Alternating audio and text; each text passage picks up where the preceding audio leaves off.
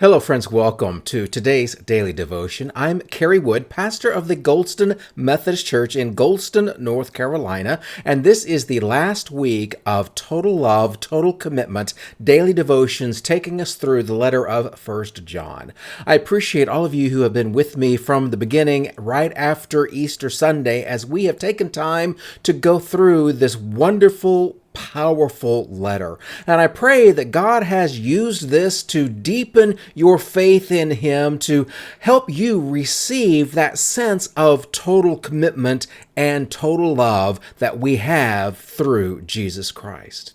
This week, as we wind things down, we're getting ready to experience something ever more profound each day this week.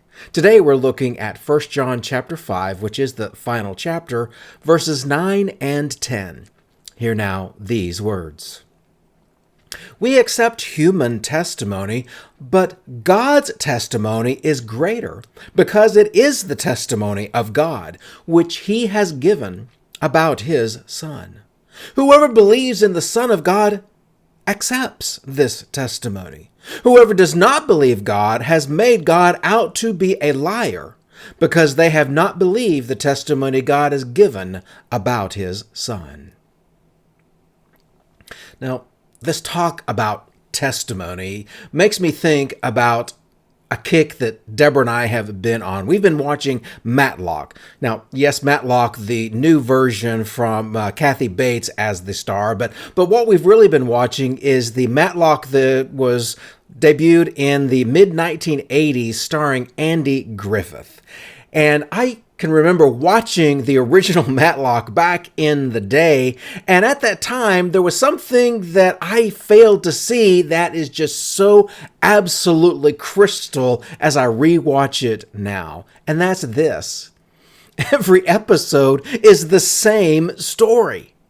Now, the characters may be different, the details may be different, but it's the same story over and over again, which is a person is seen committing the murder, and yet they're not the person who actually committed the murder. There's always a false witness, either because they are lying or because they are confused. There's always the planting of evidence that indicates the accused is indeed the killer, but Andy Griffith is always able, as Ben Matlock, to sort through and figure out what is and what is not true, so that by the end of the episode, the innocent are innocent and the guilty are guilty. Do you realize that the story of Matlock is the same story for us? Every single day, we live through the same story over and over and over again, and that's what John is trying to make us understand. There is the testimony of the world, and there is the testimony of God. The testimony of human experience, we accept this, we trust this, because after all, if you've lived something and you tell me about it, I've lived something, I can resonate with you, and so as a result, we will likely agree. Or if you have experienced something that I haven't experienced, then there might be a sense of, oh, are you sure about that? Are you really right about that? And so we wind up in a place of disagreement about what things are about. That is human testimony to human testimony, human witness to human experience, and we engage with this all the time, but we forget where the true testimony actually comes from. And that is from God. For you see, we are so caught up in the materialism of our material world that we fail to see the one who is beyond material, who created material, who has entered into the material for the express purpose of giving you and me something more than what's the material. That's what John is trying to say to us. There is so much more if we will listen to God and what He says about His Son.